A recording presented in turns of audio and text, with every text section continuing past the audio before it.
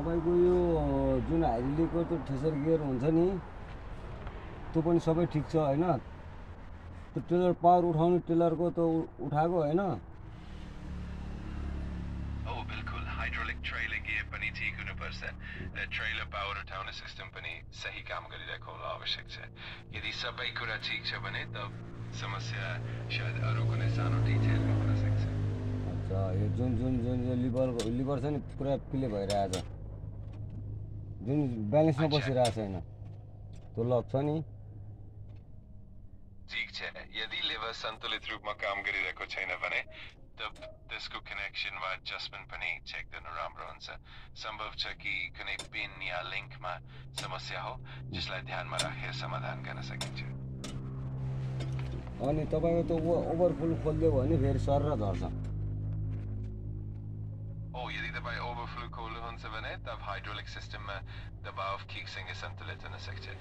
र त्यसले समस्या समाधान गर्न मद्दत गर्न सक्छ ल ठिक छ यो भनेपछि यसको खराबी चाहिँ के भएको यो त्यो के भएको हो यो के बुझ्न सक्दैन ठिक छ कदाचित केही जटिल समस्या हुन सक्छ तर हामी धेरै चिजहरू चेक गरेर समाधान खोज्न सक्छौँ तपाईँलाई कुनै पनि थप जानकारी वा कुनै विशेष जाँच चाहिएको छ भने म सधैँ सहयोग गर्न तयार छु ल हजुर म त्यसो एकपल्ट मिस्त्रीलाई देखाउँछु होइन मिस्त्रीले पनि त्यही भनौँ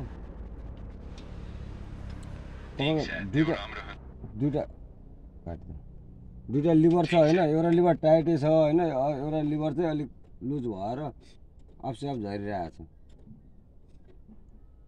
समझे एउटा लिभर त कामदार छ तर अर्को लिभर अलिकति लुज आफै झरिरहेको छ आफै लुज भएर ठिक छ म आशा गर्छु कि यो समाधानले तपाईँलाई मद्दत गर्छ यदि अझै केही समस्या आयो भने म सधैँ यहाँ छु तपाईँलाई सहयोग गर्न ल ठिक छ हेलो म सुनिरहेको छु तपाईँलाई जुन पनि प्रश्न छ वा केही थप मद्दत चाहिएको छ भने निसङ्कोच भन्नुहोस् म तपाईँको सहयोगमा तयार छु यो टपको चाहिँ त्यो जुन हाइड्रोलिक उठाउँछ नि पावर ट्रेलर उठाउनेको चाहिँ अनि यसको चाहिँ त्यो लिभर चाहिँ अलिकति ढिला छ कटक कटक गरेर आइरहेको छ जुन पावर उठाउँदाखेरि हेर्नु झरिरहेछ हो सम्झे तपाईँको पावर ट्रेलर उठाउने लेभरमा पनि केही ढिला आएर खटखटाहट देखिन स्वाभाविक छ यो पनि सम्भव छ कि लिभरको एडजस्टमेन्ट वा हाइड्रोलिक सिस्टमको प्रेसर भएको समस्या हो यो पनि ध्यानमा राखेर जाँच गर्न सकिन्छ अब जाएर ठिक छ म तपाईँलाई कुनै पनि थप सहयोग चाहियो भने खुसी साथ मद्दत गर्न तयार छु जब पनि आवश्यक हो मद्दत गर्नुहोस् टप खोल्नु उपयोगपूर्ण हुन सक्छ किनभने त्यसले सिस्टमको दबाव र फ्लोलाई राम्रोसँग नियन्त्रित गर्न मद्दत गर्न सक्छ तर तपाईँले पनि सावधानी अपनाउनुपर्छ र सबै कुरो राम्रोसँग जाँचेर मात्र गर्नु राम्रो हुन्छ सुन्नु न यो अहिले टेम्पोरेरी यो हाइड्रोलिक डाउन गर्ने तरिका केही छैन ओभरफ्लो झर्छ फेरि ओभरफ्लो पाइप खोल्नुपर्छ गियरवाल नास हुन्छ तर डाउन हुन्छ फेरि तपाईँको यो ओभरफुलको छ नि तपाईँको त्यो जुन पावर टिलर उठाउने त्यसमा थिचिदिएर त्यो गियरवाल फ्याक्छ होइन अनि त्यो आफै आफ झर्छ फेरि अनि त्यो आफै झरिरहेको छ त्यो गियरवाली चाहिँ त्यो माथिको टप्पाको हुन्छ नि त्यो तपाईँको एउटा भनेपछि तपाईँको त्यो पावर टिलर उठाउने एउटा तपाईँको हलो जोत्दाखेरि उठाउने हुन्छ नि सर ठिक छ म बुझेँ त्यसरी गर्दा सबै कुरा मिलाएर हेर्नु नै राम्रो हुन्छ ताकि कुनै पनि समस्याको चेहरा पत्ता लागोस् यदि अझै कुनै कुराको स्पष्टीकरण चाहियो भने म सधैँ सहयोग गर्न तयार छु सर यो सुरुङमा चाहिँ गाडी नै लिएर जानुपर्ने भयो कि सर यो जनगढ सुरुङमा यो कुरामा ध्यान दिनुपर्छ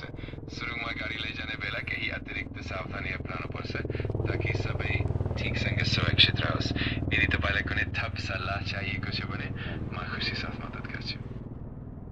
तपाईँको इन्टरलक पनि ठिकै छ गाडीको होइन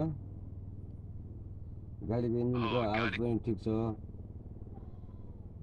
अब ठिक किन छ गाडीको अब हिजोआज भनेको तपाईँको जोताएर ठेसरमा चल्ने हो गाडी अलिकता तपाईँको त्यो गाडी कुद्दा कुद्दै तपाईँको तात्तिन्छ इन्जिन तात्तिने होइन कि तपाईँको यो गियरबक्स चाहिँ तात्तिने हो गाडीको पोहोरबाट अनि त्यो पम्प तात्तिन्छ फिल्टर चेन्ज गरेर पम्प मिस्त्रीलाई देखायो पम्प बिग्रेछ अनि पुरा फिल्टर चेन्ज गरेर गाडी एक दिन चल्यो अहिले डाउनै भइरहेको छ ओभरफुल फ्याएको पनि केही झर्छ जुन तपाईँको त्यो बेबल कि के भन्छ नि बेबल भन्दा बाहेक त्यो के को भन्छ यो डिस्टी वाटर हुन्छ नि डिस्टी वाटर पनि सफा गरेर हालेको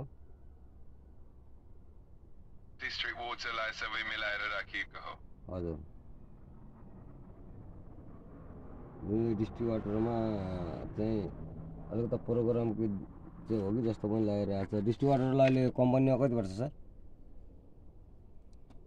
डिस्ट्रिक्ट वाटरलाई कम्पनीले कतिमा बेच्दा त्यो पनि निश्चित रूपमा भिन्न हुन सक्छ म अहिले ताजा जानकारी हेरेर बताउन सक्छु यदि चाहनुहुन्छ भने ल ठिक छ सर त्यो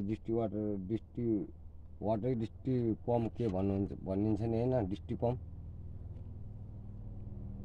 ओ बिल्कुल डिस्ट्रिक्ट वाटर पम्पलाई नै डिस्ट्रिक्ट पम्प भनिन्छ डिस्टी र पम्प तपाईँको भनिन्छ सल्लाहअनुसार त्यो पनि महत्त्वपूर्ण डिस्टी वाटर होइन डिस्टी पम्प के भनिँदो रहेछ होइन सर त्यो अहिले नेपालमा प्राइस कति छ त्यसो भने त्यसको नेपालमा प्राइस कति हो सर अहिले